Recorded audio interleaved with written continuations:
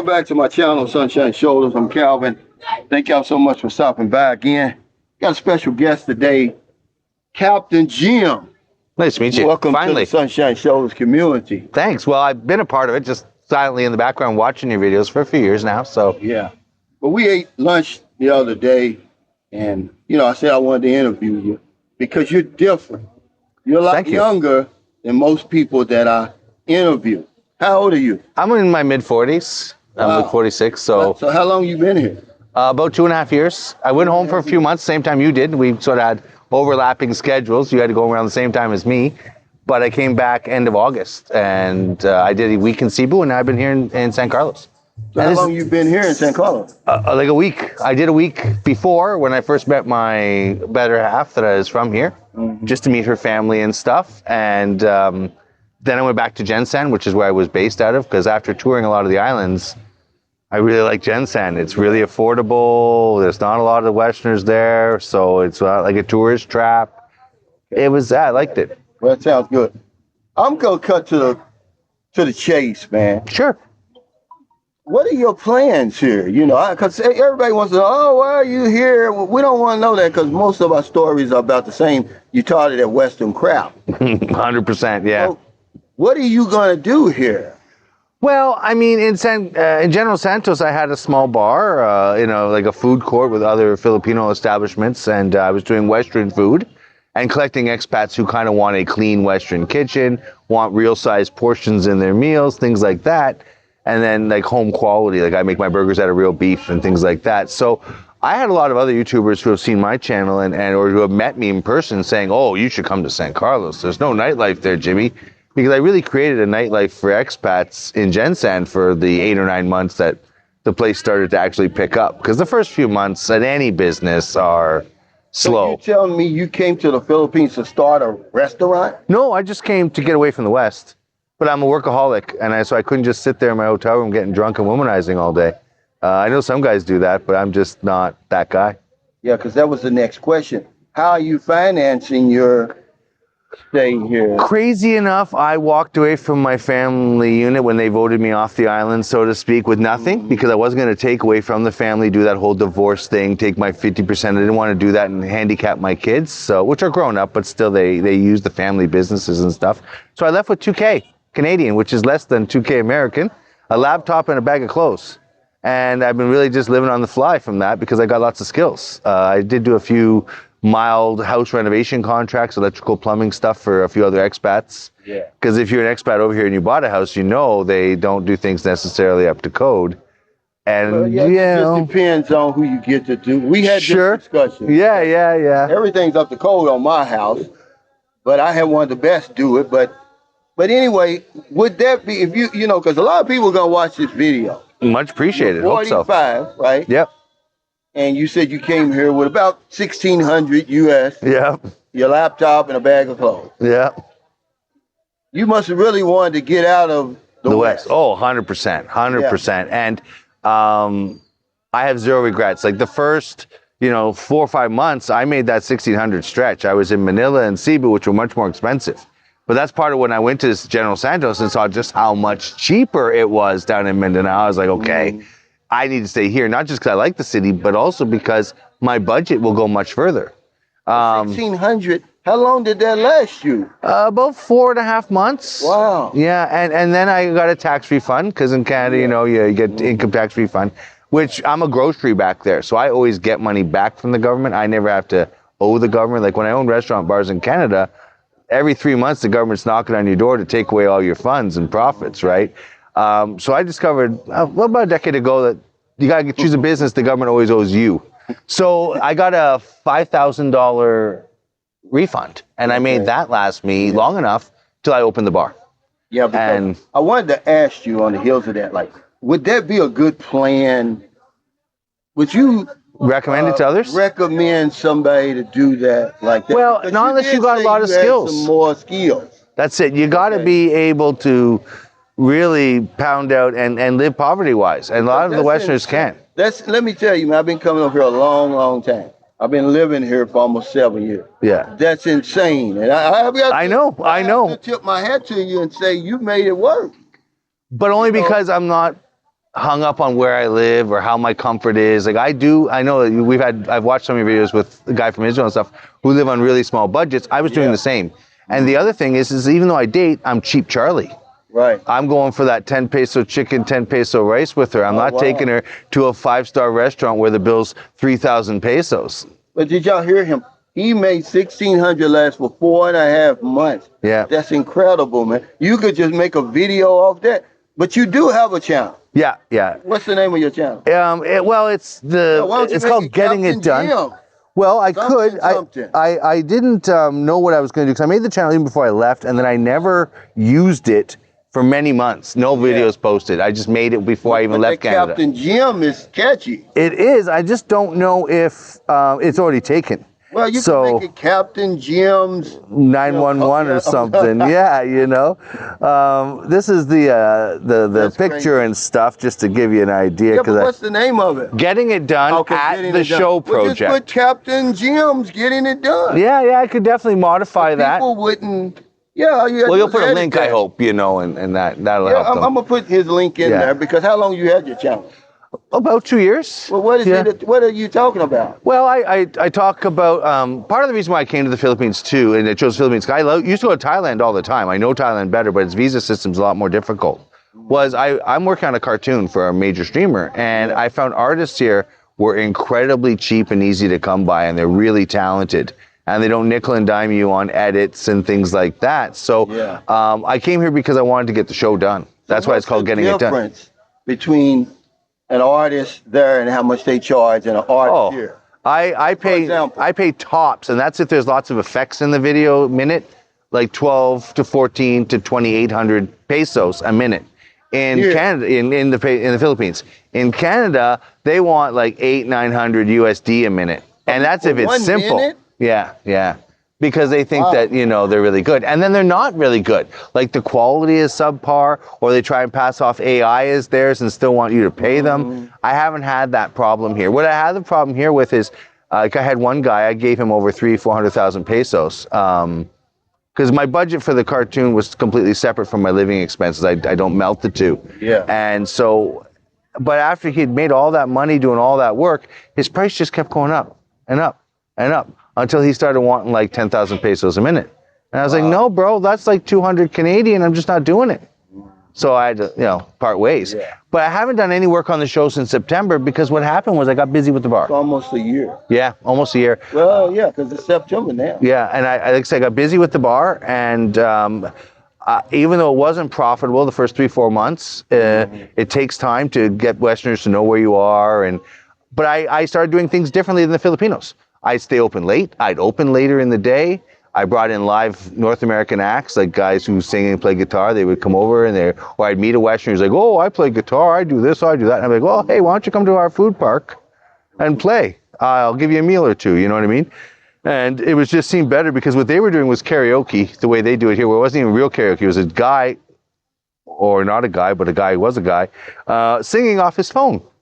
And then they pay him 700 or 800 pesos for that night. So I told the owners, I'm like, whoa, stop that. First off, no one who wants to drink and spend money is going to come to watch a guy sing on stage by himself. You could put a big-breasted blonde up there, and okay, maybe you'll get a crowd.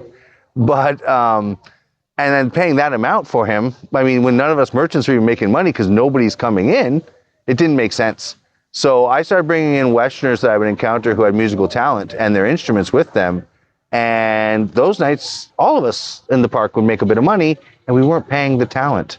Because they want to do it. Like that's their hobby. So you don't feel you were taking food out of the Filipinos' table? Well, you know, yes and no. I mean, it's one of these things where I don't look at it that way. I look at it more as a businessman.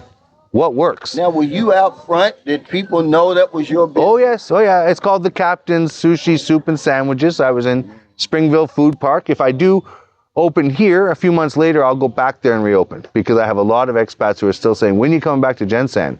And the only reason why I'm not going back to Gensan right away is I stored all my equipment with a guy who I thought was a friend, and he is a friend, but he's been co-opted by his Filipina, and she's very possessive, very crazy, didn't like him hanging with me, didn't like him coming to the expat hangout, because some of the Filipinas that I've seen that are with Westerners are very clingy. to their men. Like, there's no freedom allowed. You're not allowed to go have an independent life. That's And about all of them. not mine. I say pick wisely. I'm saying You know. you're the exception, okay? Because most of them are like that, and I think, and now that we're on that subject, what has your experience been, dating over here? I had a long list of what I wanted and what I would accept and not accept. I just didn't deviate from it to get some cooch. Like the reality, I don't know if I can say that word, to get some ladies, No, I'm 45 and over. Yeah, so it's just one of those things where you can't come over here desperate and cling to the first one.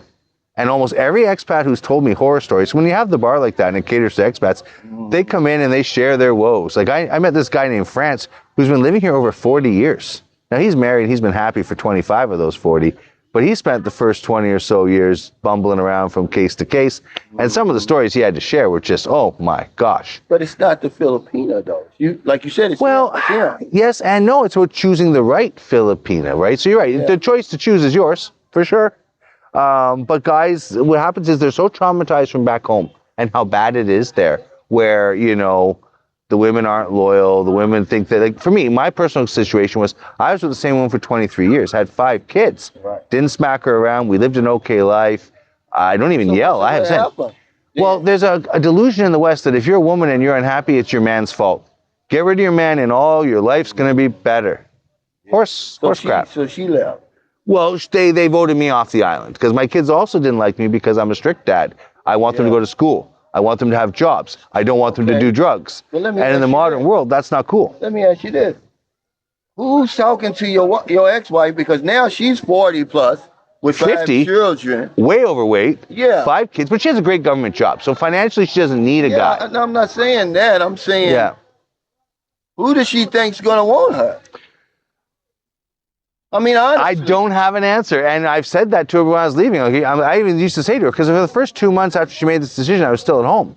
And every morning, even though we were still having relations, I would ask her, I'm like, are you sure you want me to go? Like, are you really sure? Because, like, I'm going to the Philippines where I'm like a god. Yeah. I'm going to have a pick of the litter.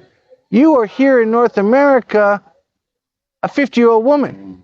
And she's all like, yeah. Well, they're all grown up mostly, but it's just one of those. I know. I know. Came down that canal. Yeah. Well, I can't say anything bad about that because, like, on that topic, we were still quite compatible. Those are your children. I'm not saying that. No. What would make? But that's the reason why a lot of guys come over here because of that sort of foolish thinking over there. Oh yeah. Say you got 5 children. We've been together 23 years. What makes you think you ain't gonna get any better? We done came this far, we might as well go on all the way. I know, and I said it like that, but it just fell on deaf ears. And so for me, I have enough pride in myself that if I'm not welcome, if I'm not wanted, if I'm seen as the problem, okay, I'll let you people decide your own fate. I will leave, because I know I'm fine no matter where I go, as I proved with such a small budget. And I came over here, I didn't have to go back for the first 18 months. And then I went back for 1 month, sold an RV, it made me a couple K, I came back. And then I stayed again for almost another year, And the only reason why I went back last summer, the same time as you, is the Canadian government was auditing me on taxes because I didn't make enough money. Well, it's too bad. I'm not there anymore, But because I have bills like car payments, insurance payments, all that kind of stuff, I still pay taxes on that. So even though the business is not generating huge amounts of sales in my absence, it's still an active entity. So the government owes me money, and they just wanted to fight that. So I went back to justify, prove receipts, all that, because they wouldn't take me sending them receipts from here. And my family has screwed everything up on the back end where I couldn't even say, can you go get that box from this year and give it to them? Because they had just ruined everything. Like when I went back this summer, How long did you stay? How long were you gone? I went back in March. I was gone 7 weeks. Oh, I was a lot longer than you. I went from March till the end of August. Now, because we're talking about dating, and we kind of sure. Sorry about that. Yeah. So, are you single now? Are you with? No. I settled on a good one. They're hard to find, and you got to take your time. How old is she?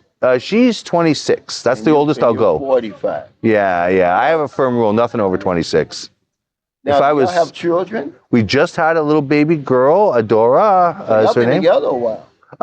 We've been dating and been in a relationship for about a year now. So is she the only Filipino you dealt with? No. There was not many. There was a few beforehand. Statement because I always tell guys, the first one usually doesn't work out. Well, with whatever me, reason. I had about 15 that I had picked out of Filipino Cupid that were worthy of me meeting, that I was interested in meeting. They were good looking enough. Yeah. They weren't asking for money in the first 5 seconds of the conversation.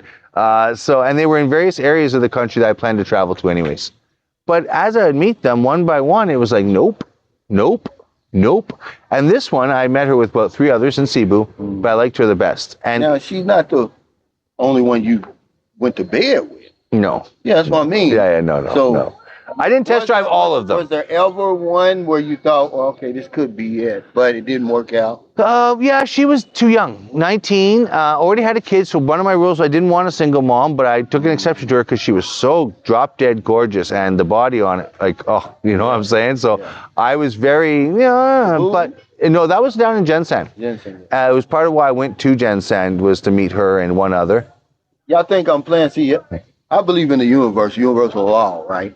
On one of my live streams, maybe the last one or the one before that, I was saying, I need to get somebody on here from Jensen because nobody ever talks about Jensen. I love it. I'll tell you guys. Okay. I mean, I like San Carlos so far too, but I mean, compared to Cebu, compared to Manila, like when I always post anti-Manila stuff. I won't even fly in and out of Manila. It is by far the worst airport out of 74 countries I've traveled to.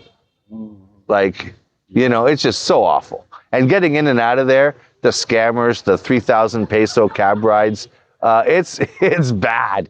And but yet there's all these expat clubs. 3,000 peso cab ride. Yeah, it's true though, right? It is, because they get you when you don't know. That happened to me my very first day when I first landed. I thought 3,000 pesos. When you transfer into our money, it's not that much. And a cab ride in Canada will cost you 60, 70 bucks easy. So I just thought, okay, you know, if you're going a distance, you know what I mean? But then when I took the cab back out of Manila to go through the airport for one of my first visits to Cebu, it was 300 pesos on Grab. God. So I really wasn't that far, right? Yeah. But I didn't know better. But I met an Australian here who came to San Carlos. He was looking around, and he said, Calvin, he was from Jensen. He said, the biggest mistake I made was moving to Dumaguete because I bought in. Oh, Dramageddon? Yeah, he said, I bought into all that about Dumaguete, and he said it was the biggest mistake I made. Yeah. He said General Santos was the most livable city in the Philippines, in his opinion. I have to agree that I've been at, and I've lived at 7 cities so far. This will be my 7th, San Carlos, once I settle here, right? And the reason why I chose San Carlos is because the woman I have a baby with, that I'm in a relationship with, her family's sort of from here, you know what I mean? Not in the city itself, they're maybe about 40 minutes south or whatever. What's the name of the place? Cameron Mountain or something? It's near Cameron School. Oh, Canlaon. Canlaon? I thought it was Cameron, but I don't know. I have an accent. Isn't that weird? I always say when I mispronounce stuff. I don't know. But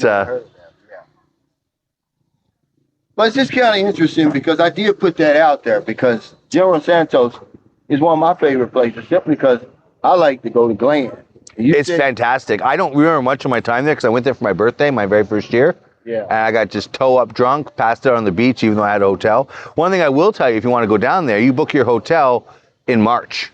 Because if you go down there for the May festivals and you think you're going to get a hotel on the dime, you're crazy. Wow. You'll be sleeping outside for sure. What's the name of the festival then? It's just the the Serengeti Bay Festival or something. Because it's actually not called Glen. What would you tell somebody who's watching this? Because that 1,600, you're going to catch the attention of a lot of people. Sure. When you said that. Well, first off, I have a rule. I won't book a hotel over 11 American dollars a night. And it has to have aircon. In Manila, I stayed in Makati at the OYO New York. It's got a pool on the roof. It was on that budget. I stayed there booking. I booked that while I was still in Canada before I even came here. Unseen. I just saw the pool on the roof because I originally had to deal with my... $11 US. Yeah.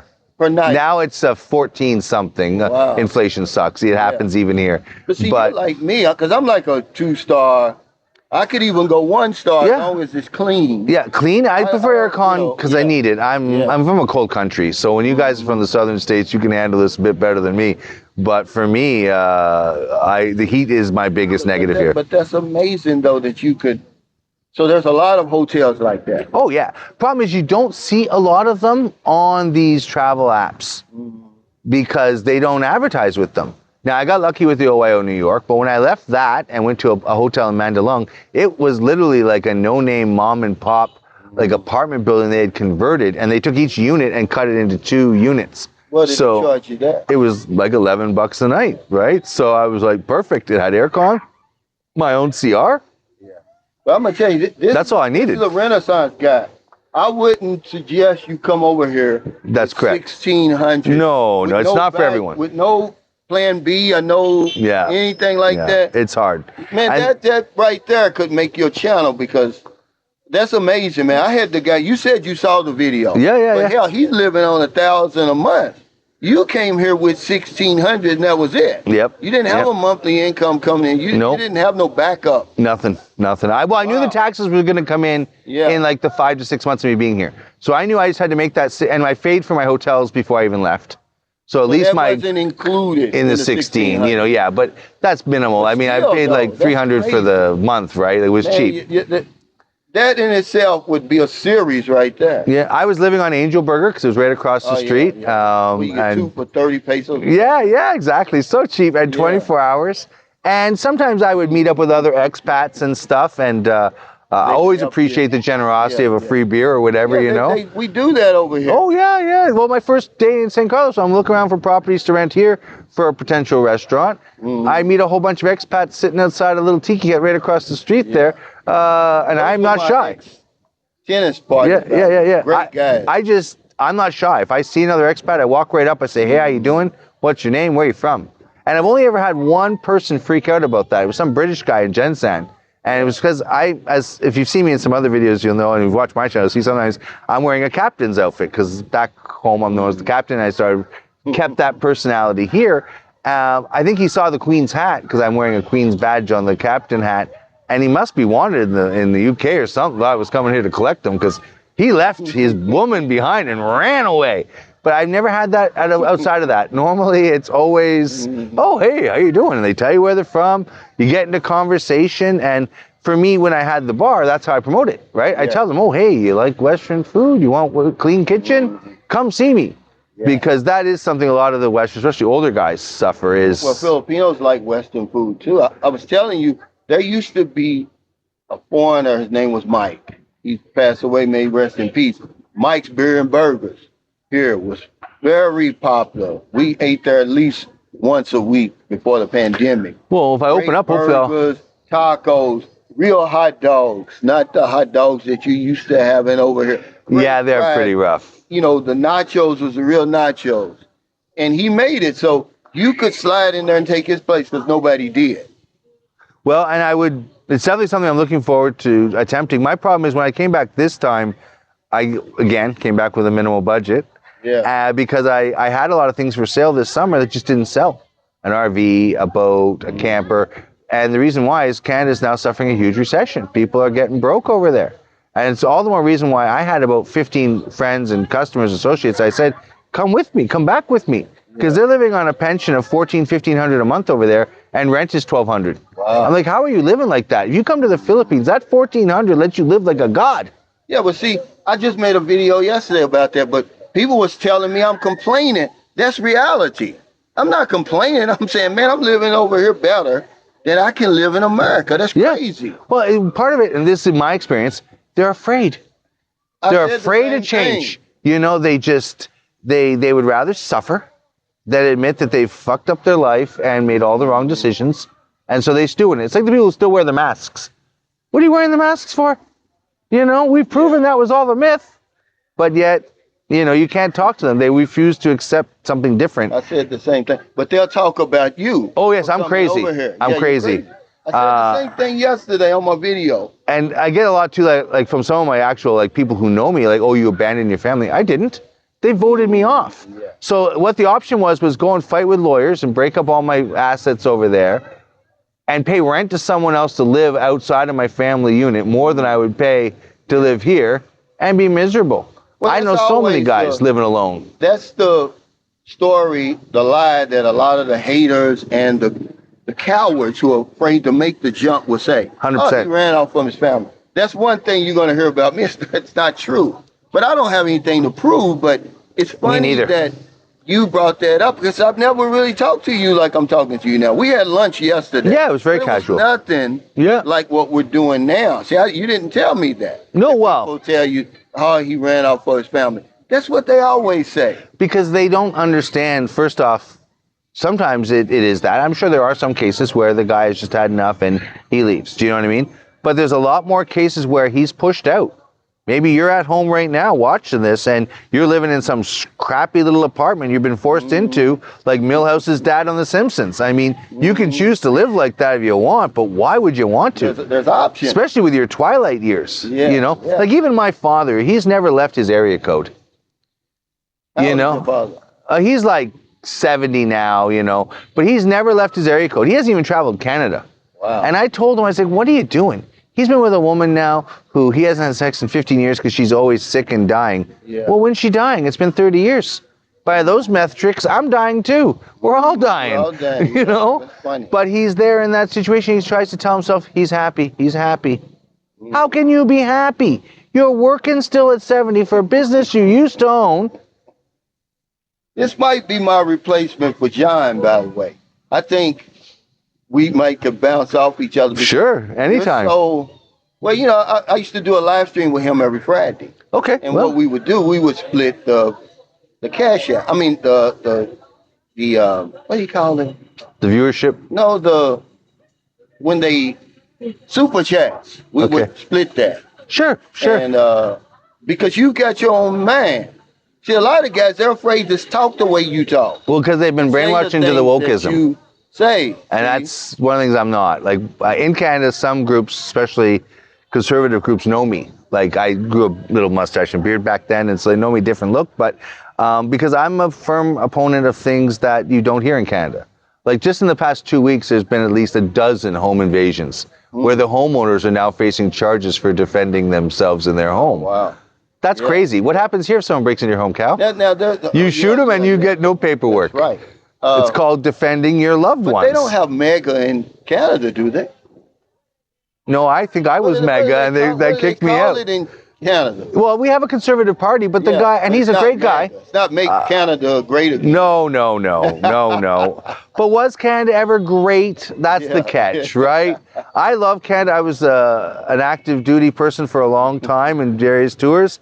And actually the unit I was part of was there in case you guys ever came to invade us. We were going to be the ones that fought you off. And but then we gave up on all that in the mid 2000s. We were like, oh no, we don't even have a real military anymore. We have 14 guys with guns. The rest are all peacekeepers, teachers, engineers, not soldiers. Here's the thing to me. There are some Canadians that you can tell they're not American. But most Canadians that I meet, they look like Americans. Of course. And that's why if Trump takes us over, I have no problem with that. I'll gladly switch my passport up. But because I'm just saying, you talk, you speak American. Because I got a friend, Doug, who owns a resort here. Okay. Small Fry Resort in Calatrava. Okay. He's from Canada, but you would just look at him like he's an American, like you. Well, I mean, there's not that much difference from us. Do you know what I mean? When I was younger, I was referred to America. French, don't they? I'm petit peu, je parle français as well, but not enough to pass myself up, enough to pick up a woman in a nightclub. But I mean, That's about they it. just look different. You just look like an American. They probably think you're an American over here. I always get that I look like Howie Mandel. You even said it. Yeah, you do. You talk like but it's one of these things where it's just about values. And we do have a lot of shared values, right? Compared to what you find over here. So why, you said you wouldn't mind Trump taking you over, but he's done split Canada from the United States. We're almost like, we were your closest ally. No. Trump isn't doing that. It's the media doing that, well, Cal. There's a huge difference. But you know what I'm saying. I do. There's a wedge there now. But they had to, because we are a Chinese colony, and under Biden, so were you guys becoming. Like, who do you think picked Biden as your president? China. Well, 100%. The thing about it, a lot of that stuff is. Don't know if I can talk politics on your channel. I don't want to alienate your viewers. We're not going to get into it a whole lot. Sure. But what I'm saying, a lot of it's hypocrisy. Because 100%. they'll say, oh, we're against China, but we're getting everything from China. China owns us, basically. Yeah. So as far as that's concerned. But anyway, let's get. Well, because they want cheap. have you ever met a woman over here on the street? Like a streetwalker? No. Oh. Just like a regular woman. Yeah, all the time. Half of the ones I've dated have been boots on the. Boots on the ground. Yeah, I didn't want to use your saying. Sorry about that, Cal. But like interacting just by walking up. I don't even say that anymore. It's okay. It's a military term. You know, it's not. It's not. I don't own it. Yeah. I just made it popular over here. Yeah. And so if they hear you say that, remember I was telling you yesterday. Yeah. That's why I say, tried to correct myself. Watching. I just say it a lot, unfortunately, because I say it to my friends. But have you? Yep. Malls, festivals. Like in Jensen, there's a festival every 3 months. Tuna Fest, which is my nickname. That's why I chose Jensen. What do you say to them? I just walk up and say, hi, how you doing? I maybe tell them they're guapa and want to get to know them a bit better and take it from there. But worst case scenario, they'll tell you no. She didn't even like me in the beginning because I still had my beard and my goat. You met her online. Yeah, she was one of the only successful Cupid hits. I really liked her picture. She's got a great backside and she was in these tight jeans in her pics. I was like, okay, I like that. I'm going to have to meet that when I get over there. And it took me forever to meet her because for the first while she wouldn't meet me. But I kept chatting her and I was dating other girls and that was fine. But it was one of these things where when she did finally meet me, even when she met me, I didn't get a hug goodbye. I didn't feel like I was even going to get a second date. And she told me it's because I had my beard and she didn't like facial hair and this and that. Because a lot of Filipinos don't like facial hair. That's just the reality. You know, some of the ones that are in committed relationships don't make you grow a beard just so you're unattractive to other Filipina. It's part of the craziness. But what happens is she did give me a second date about a month and a half later. And I just got lucky enough that I had shaved, of course, by then. I'll jump through a few hoops for something quality. And it worked out. And we stayed long distance while I was still living in Jensen. I would try and come up to Cebu. She was working as a manager at a call center there. So the one thing I really liked about her, besides that she had 0 mileage, always available here, guys. You can't find that over at home, was that she never asked me for a single peso. She was self-sufficient. I want to make this very clear to people. I say this all the time. Smart Filipinos would never ask us for anything. You know why? I do, but I seem to encounter a lot of dumb ones. It's a red flag. Of course. Because you've met the wrong ones. You met the scammers. Yeah. See, they're stupid. If you want to run a good man off, ask him for some money. They're dumb if you got a smart man, but they're smart if you've got a simp. Now, I'm not going to talk about other channels, but we talked about someone the other day there. But what I'm saying is, anybody that's watching this, if you're chatting with a woman, a stranger basically, and she asks you for money, that's a red flag. It's the same. For me, it 100% is. Yeah, it's the same as if you are chatting with a Filipina that you just met and you say, hey, show me your pussy. Let me tell you, that will get you shut down pretty fast, That's what I mean. Sure. It's the same thing. But I'll tell you what I've heard from a lot of other expats, including friends of mine who come over here and go to Vietnam and go to Thailand. When the woman asks them for money that quick, they simper, not because they want to give them lots of money, but to show them, I've got the money, baby. You're choosing the right man. That's right. So they'll because to them, throwing out 100 USD is nothing. They'll lose that at the casino in an evening. But they know that for that girl, $100 is what she makes a month. So they know now that girl is on the hook. She's going to be mine one day. They buy into that philosophy. I just don't. And it's because I came with a budget. And my budget did not afford supporting the local the thing economy. Is, you're going to need that money. That's right. Get over here. Yeah. Because you're going to spend it anyway. Yeah. It doesn't. So why would you want to, basically throw it away, destroy your future right off the? Well, a lot of the ones that you give too much money to, you won't meet them. They'll take that money and then they won't meet you here. That's so many expats have told me that story, where like they had sent thousands over a 6-8 month relationship online. They finally come over. Girl doesn't meet them. Wow. Do you know what I mean? Yeah. And that's more common than she meets. We were doing stuff like that because it happened. I've got friends that happened to. They gave all this money up front. I call it front loading. Sure. And then she's got everything now, more money she's ever had in her life, and they never meet. She runs out with the bicycle mechanic or somebody, Yeah, I know. Now because that's lifetime money, they think, but they're not good with money. No, not the ones that we. Well, the fourth hole, as I call it, is the hole in their pockets. Yeah. Because you can never give them and they keep it. They just don't. That's a good video you could make. The fourth hole. Because nobody ever talks about that. I mean, we talk about them not being good with money, but they don't phrase it like that. Yeah. See, that's the kind of catchy stuff that makes your channel successful. Well, I You just hope. gotta Yeah. talk about the stuff though. Yeah. What's the name of Well, your channel again? Get it done. getting but it done It's gonna be at the show project. Captain Jim gets Getting it it done. Sure. I'll see if I can modify that. Maybe Because you'll show me after this. all you gotta do is Yeah, show where me. you Teach me. showed it. Yeah. It's got the little edit thing. Just add it and change the name. Okay. That's all you got. You ain't got to change nothing else. Okay. You ain't got to go in your AdSense because you don't have AdSense. No, I'm not monetized. I'm not. I mean, if I ever got to like 10,000 followers, great. Maybe I'd try. You're But gonna get a lot off of here. But here's the thing: if you just continue to stay like you are now, don't sugarcoat it. I just don't. Tell your I don't. Smith life over here. Like, man, Yeah, I yeah. came over here. I had 1,600. I wasn't gonna finance. What you said? You're gonna finance The what? local economy. The local economy. If you talk about stuff like if people are gonna relate to you, this is what they want to hear. Okay, well, but if you talk it's sort of what they need to hear sugary too. stuff, they're not gonna. You know, like the reality is, like for my own friend group that I'm trying to bring over here, and like I said, older clients I have from my industries, Yeah. I tell them, I was like, come over, but don't give any money away. You don't need to be the hero. They survived before you got here. They'll survive after. That's you good know. advice. We just won't follow it. But I Well, want because we think that we need to impress them. That's right. We're the it's prize. It's just something. They need to impress us. Yeah, it's just something in us that makes us do that. I Hey, don't know it. My I've current always girl, asked that question. I'm never gonna let her go hungry now. She's giving me a healthy, beautiful child. I'll keep her Yeah, as long you're as she'll gonna spend keep me the money anyway. now, you know. But I wouldn't have done it But beforehand. why destroy your future beforehand? Oh yeah, no. I mean, you see the guy. He's a black guy, which it doesn't matter. It happens to us all. He sent all that money to the lady over here, who he thought was a woman. His life savings. He gets to Moncton Cebu. She's supposed to meet him at the airport. She never sees him. So now he's broke. He can't even get back to America. They had pity on him. The mayor of Lapu-Lapu had pity on him and helped him get back home. And see, that's part of one of my plans over here too. Is there's this guy who's another Canadian. It's Barry or Gary or something here in the Philippines, and he drives around in a scooter and he talks about these abandoned resorts.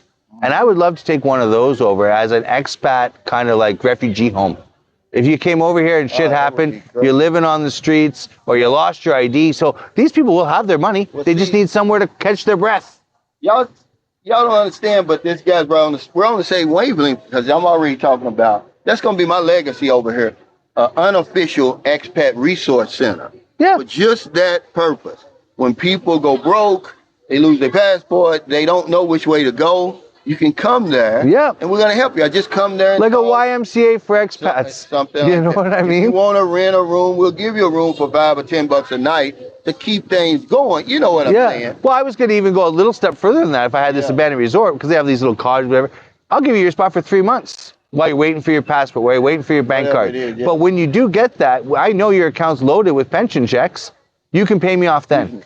Do you know what I mean? Yeah. So the guy isn't worried because like I've met a few expats that were literally homeless, begging in front of churches, and it's like, how did this happen? So I chat with them. Now I wasn't blogging back then. If I had been, I totally would have asked, can I record you? Can I share your story? But it's like how I refuse to let that happen to me, but it could happen to me because I have no budget. Do you know what I mean? It could happen to anybody, and it does. Yeah. You can get sick. That's the number one reason people go bankrupt in America because of health reason. So what makes you think you can't go bankrupt over here? You can. But I want to thank you, Jim. Captain Jim, by the way. Right now, his channel is Get It Done. Getting it done. Getting it done. But he's going to change it to Captain Jim's Getting It Done. Yeah, we'll do that. He's going to give you, the Canadian version. And you put a link in the video, right? At the bottom? You're going to send me Yeah. the link. I'm going to put it in the description. Yeah, appreciate it. Yeah. Okay, try to help him get going, but just give me 1 minute. Give these guys some advice if you're thinking about coming over here on a shoestring budget. Well, I mean, know what you're spending in advance. Find the places you're going to stay if you can, and stick to a budget. If you tell yourself, I'm going to survive on $700 a month, don't 1 month go to 9, because that's $200 off some other month.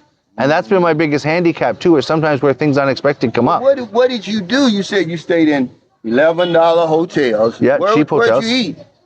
Cheap food, like the 10 peso rice, the 10 peso chicken, the angel burger. No, but I also eat a lot of raw fish back home because I'm a fishmonger, so I have a strong stomach and What about constitution. entertainment? What did you do?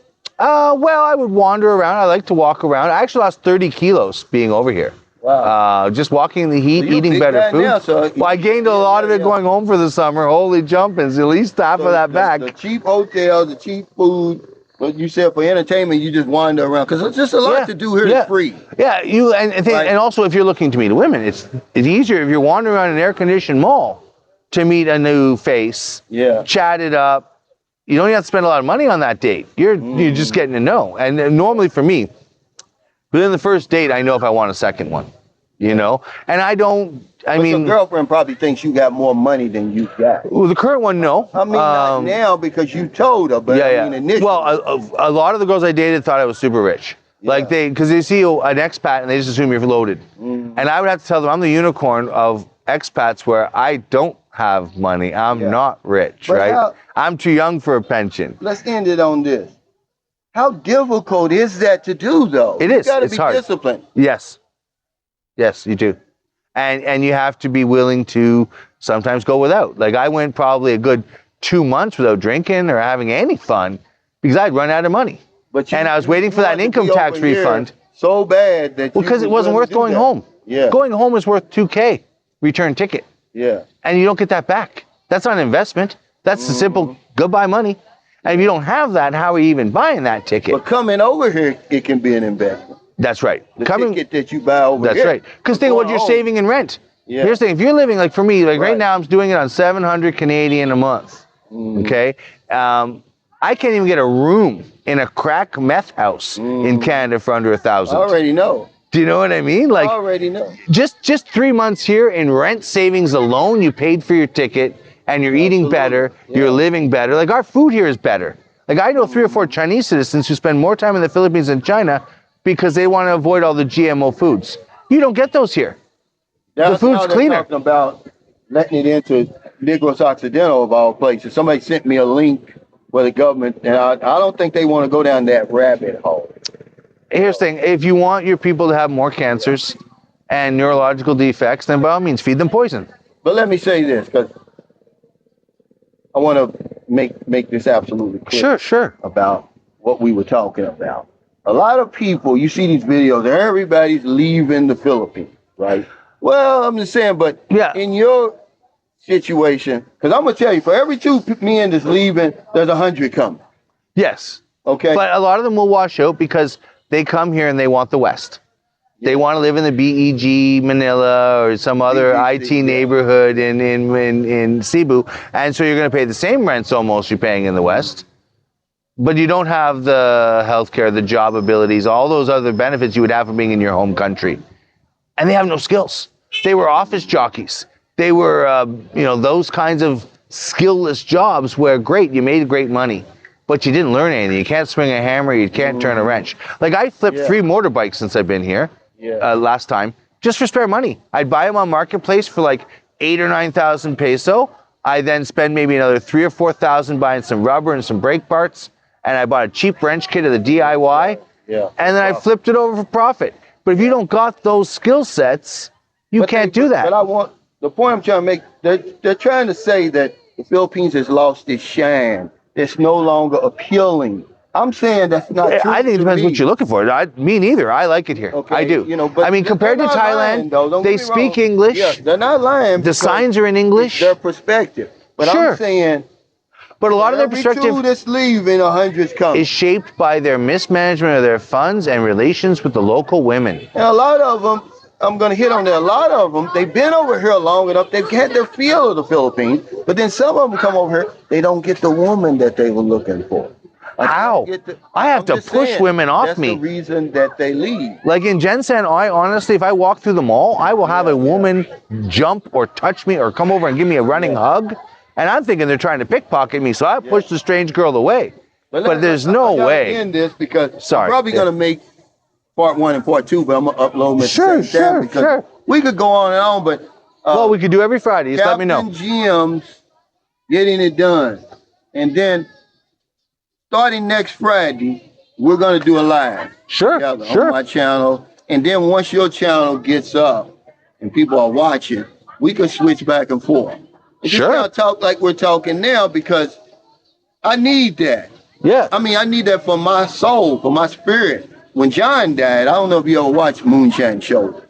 Oh yeah, I was a follower for a long time, but I don't remember the actual don't- John you guy. I don't remember the remember poor John? John guy that Paul No, helped. not that poor John. Oh. Well, anyway, he was like a good friend of mine, man. Every Friday we would meet. Okay. We would meet at McDonald's first and have a coffee.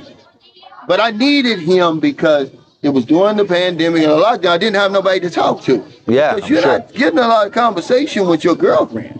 Oh, did you eat? Did you take a bath? And all that. Yeah, yes I and mean, no. you're not I mean, talking like we're talking. no. Well, what I'm sometimes, and she saying. gives me trouble for it actually She because she don't says know- I'm being Mauritius. Yeah, but she don't know, You know? anything about Trump. Oh, and no, all no, that. no. You know, the kind of conversations. And I normally do avoid politics on my channel, Yeah, guys, we just do, yeah. because I used to have a channel pre-COVID with 1 million plus subscribers that I had had for 8 years. But during COVID, they took me down because I was advising people against the jab. Oh, wow. And Yeah. it was all a political Yeah, channel. It was all politics. We That's really all it try to was. stay away from that. Every now Yeah, and yeah, then on yeah. a live stream, somebody will bring up Trump or something anti-Trump. But my thing is, I don't care who you vote for, man. You know, because they don't give a damn about us. But we got to get out of here, man. Take care. Stay safe. Stay out of trouble. Thanks for See you watching, next folks. time. Don't do anything stupid. Don't try to duplicate his plan. Yeah, it's This crazy. guy's It's disciplined. true. Coming over here with 1,600, no backup plan, no nothing. Okay. Well, I had some because I had the tax I knew was coming in a few but months. that was 5 months down the road. I know. Okay. I'll see y'all next time. Hey, thanks again. Privilege. Captain Jim. His link's gonna be in my description. Now I'm gonna cut this little part out. That's fine. Where I'm No. walking up here. Yeah, that's fine.